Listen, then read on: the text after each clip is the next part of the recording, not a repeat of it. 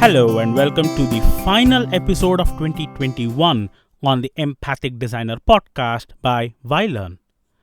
I'm your host Vaidishwaran. We will continue with our PowerPoint series, and in today's episode, I will demonstrate the use of triggers in PowerPoint. Triggers are a wonderful addition to PowerPoint that helps us create click to reveal functionality for our slides. So let's see how we can do this. I have the PowerPoint window open. So what we are going to do now is to make these 4 names of the flowers clickable, and when we click each name, the corresponding flower is going to appear to the right of the slide. So in order to do this, we will first have to apply an animation to the 4 images that we have on screen. In order to do this, go to the ribbon and click Animations to open the Animations tab. So you can select the first image that you want to apply the animation to, and under the Animations tab you can click the down arrow to select an effect of your choice. So I'm going to select Fade In. So if you want to apply the same animation effect to all of the images, there is a shortcut to do that. So we have a function called Animation Painter. In order to enable this, select the image to which you have applied the animation to, and in the Animations tab you have an option called Animation Painter. If you have to apply an animation effect to multiple objects, you will have to double click this Animation Painter. So when you move your mouse pointer into the screen, you will have a paintbrush icon accompanying your mouse pointer. So you can now select the objects to which you want to apply the animation effect. So I'm doing that now. So as you can see, when I apply the effect, the fade in is quickly demonstrated on the screen.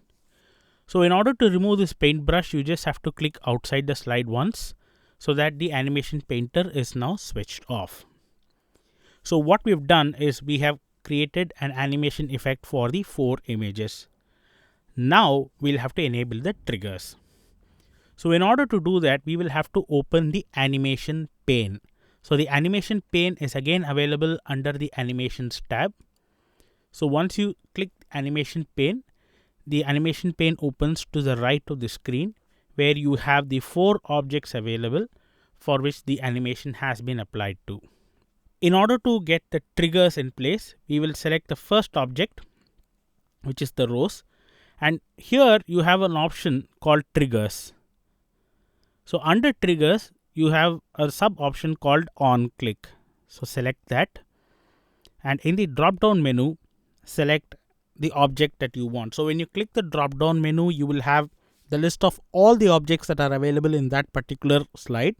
So you select the object with which you want to open this particular image. So this is the text object in this case, which is that of rose. So I'm selecting that. So when you do this, you can see that this particular animation is separated from the rest and it is placed under a trigger. So this is an indication to show you that a trigger has been applied to a particular animation. So now we'll move on to the next object. So the second object here is this one. So this is a daisy flower. So again, I'm going to triggers, on click. So this is a daisy. And my third object, this is a marigold. So again, under triggers, on click, I'm selecting marigold. And the last object is a chrysanthemum. So I can select that object in the animation pane, under triggers, on click. And in the drop down menu, I am selecting chrysanthemum. So now the trigger has been applied to all 4 objects. So let's see how this looks like in the slideshow mode. So I'm shifting to the slideshow mode now. So you can see that the 4 names are displayed, and when you hover your mouse pointer over them, it appears like a clickable object, and you can click these objects in any order that you want, and the corresponding image will be displayed. So you can see that when I click this, the image of the chrysanthemum comes up, marigold, Daisy, and Rose. So I hope you found this video informative. If you did, please hit the like button so that you can have this video saved for future reference. If you like the content that I put up on my channel, please hit the subscribe button and the bell icon so that you are notified each time I put up a video on the channel. Thank you for tuning into this channel today. I wish you a very happy, prosperous, and a safe 2022, and have a wonderful day.